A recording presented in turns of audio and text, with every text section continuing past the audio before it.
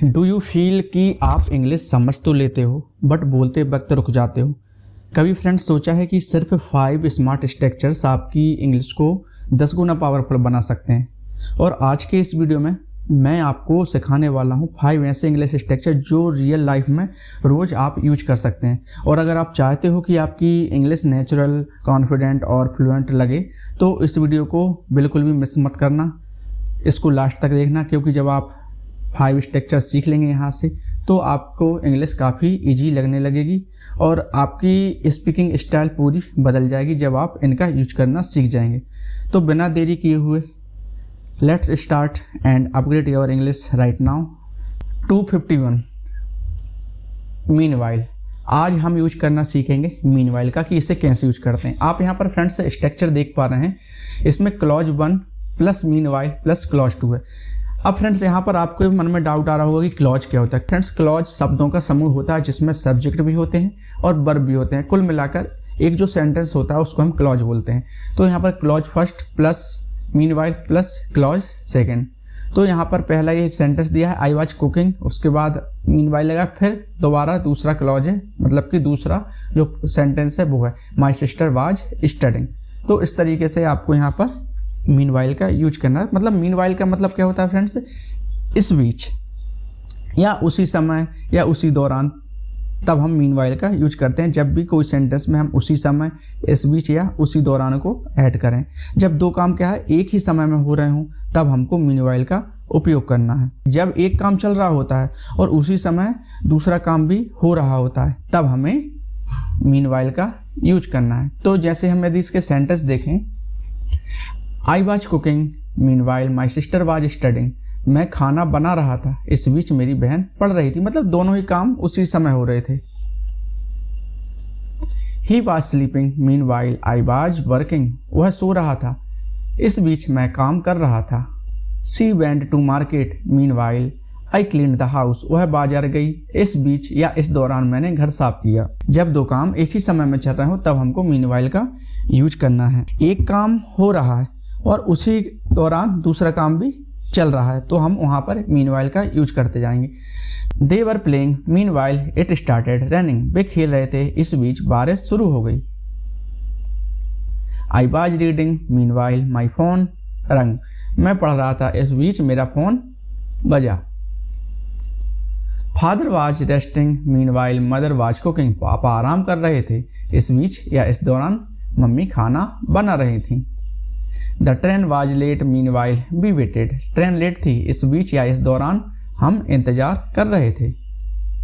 He was talking meanwhile I was listening. वह बात कर रहा था, इस बीच मैं सुन रहा था। तो यहाँ पर क्लॉज फर्स्ट है, उसके बाद मीनवाइल लगाना है और सेकेंड क्लॉज यहाँ पर है। तो दो क्लॉज के बीच में आपको मीनवाइल का यूज करना है। क्लॉज मतलब शब्दों का समूह जहाँ पर सब्जेक्ट भी हो और वर्ब भी हो, तो कुल मिलाकर एक सेंटेंस हो। She was bathing meanwhile guests arrived. वह नहा रही थी, इस बीच मेहमान आ गए। I was studying meanwhile my friends came. मैं पढ़ रहा था, इस बीच मेरे दोस्त आ गए। 252 इवन इफ। अब हम सीखेंगे इवन इफ का यूज करना। इसके लिए जो हम स्ट्रक्चर लेंगे वो है even if plus subject plus verb, उसके बाद आपको मेन क्लॉज लगाना है। इसका सेंस ये जाता है फ्रेंड्स कि भले ही ऐसा हो फिर भी मेन काम होगा। जैसे कि भले ही बारिश हो मैं जाऊंगा, तो यहाँ पर जो मेन एक्शन है वो ये है मैं जाऊंगा। भले ही बारिश हो I will go even if it rains. भले ही बारिश हो मैं जाऊंगा। He will try even if he fails. भले ही वह फेल हो जाए वह कोशिश करेगा। I won't give up even if it is hard. भले ही यह मुश्किल हो मैं हार नहीं मानूंगा। तो फ्रेंड्स कोई कंडीशन हो लेकिन उसके बावजूद मेन एक्शन होगा तब हमको इवन इफ लगाना है। She will come even if she is tired. भले ही वह थकी हो वह आएगी। I will help you even if I am busy. भले ही मैं व्यस्त हूं मैं तुम्हारी मदद करूंगा। He will smile even if he is sad. भले ही वह दुखी हो वह मुस्कुराएगा। तो आप यहाँ पर सेंटेंस देख सकते हैं, he will smile even if he is sad. भले ही वह दुखी हो वह मुस्कुराएगा। तो यहाँ पर फ्रेंड्स कंडीशन स्ट्रांग है लेकिन क्या है डिसीजन और भी ज़्यादा स्ट्रांग है। तो यहाँ पर आपको बस यही याद रखने वाली बात है, तब आपको इवन इफ का यूज करना है। यदि इसके हम और सेंटेंस देखें, I will speak even if I feel nervous, भले ही मुझे घबराहट हो मैं बोलूँगा। She will study even if she feels sleepy, भले ही उसे नींद आ रही हो वह पढ़ेगी। I will wait even if it takes time, भले ही समय लगे मैं इंतजार करूँगा।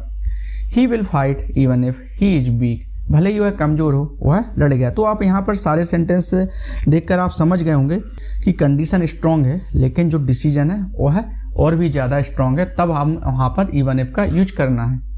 253 सेल आई ब्रिंग यू।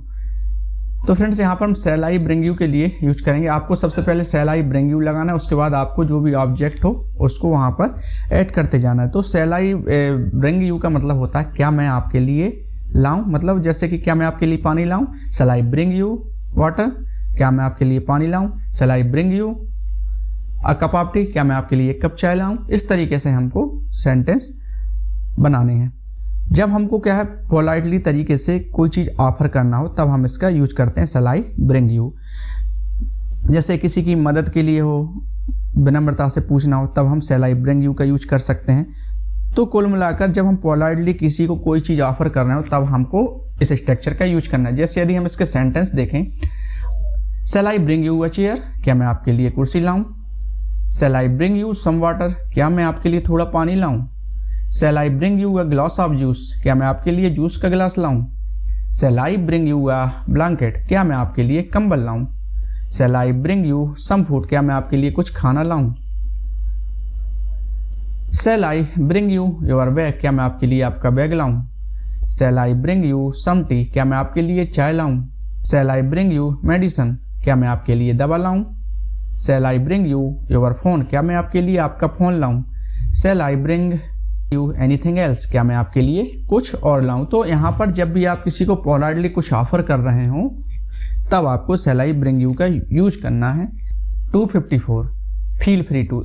अब हम यहाँ पर फील फ्री टू का यूज करना सीखेंगे। इसके लिए जो स्ट्रक्चर बनेगा वो है फील फ्री टू प्लस आपको वर्ब का बेस फॉर्म यूज करना है। बिना डर के या बिना झिझक के आराम से जब हमको कुछ करना हो तब हम वहाँ पर फील फ्री टू का यूज करते हैं और सामने वाले को हम कंफर्ट देते हैं इसमें कि आप बेझिझक होकर कोई चीज़ पूछ सकते हैं, कुछ कर सकते हैं।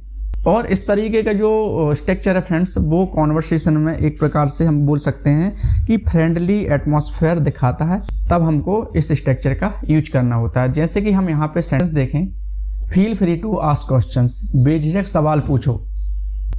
Feel free to call me, बेझिझक मुझे कॉल करना। Feel free to speak here, यहाँ बेझिझक बोलो या निसंकोच होकर बोलो। Feel free to sit here, यहाँ निसंकोच होकर बैठो। Feel free to use my pen, बेझिझक मेरी पेन इस्तेमाल करो। Feel free to share your ideas, बेझिझक अपने विचार साझा करो। Feel free to come any time, बेझिझक कभी भी आओ। Feel free to take help, बेझिझक मदद लो। Feel free to message me, बेझिझक मुझे मैसेज करो। Feel free to talk to me, बेझिझक मुझसे बात करो। इस तरह से हम स्ट्रक्चर की मदद से इस तरीके के सेंटेंस हम डेली लाइफ में यूज कर सकते हैं। आज का लास्ट स्ट्रक्चर है, उसमें हम बीट अराउंड द बस का यूज करना सीखेंगे। तो बीट अराउंड द बस, घुमा फिरा कर बात करना। इसके लिए हम जो स्ट्रक्चर यूज करेंगे वो है सब्जेक्ट, उसके साथ आपको बीट अराउंड द बस का यूज करना है। जैसे कि हम यहाँ पे सेंटेंस देखें, he always beats around the bush, वह हमेशा घुमा फिरा कर बात करता है। डोंट बीट अराउंड द बस, घुमा फिरा कर बात मत करो। सी बीट्स अराउंड द बस अ लॉट, वह बहुत घुमा फिरा कर बात करती है। स्टॉप बीटिंग अराउंड द बस, घुमा फिरा कर बात करना बंद करो। He is beating around the bush, वह घुमा फिरा कर बात कर रहा है। मतलब कि फ्रेंड्स जब कोई सीधी बात ना करके गोल गोल बात करे तब हमको यहाँ पर बीट अराउंड द बस का यूज करना है। मतलब कि जैसे कि हम बोले सीधे मुद्दे पर आना हो, बहाने बनाना या घुमा फिरा कर बात करना।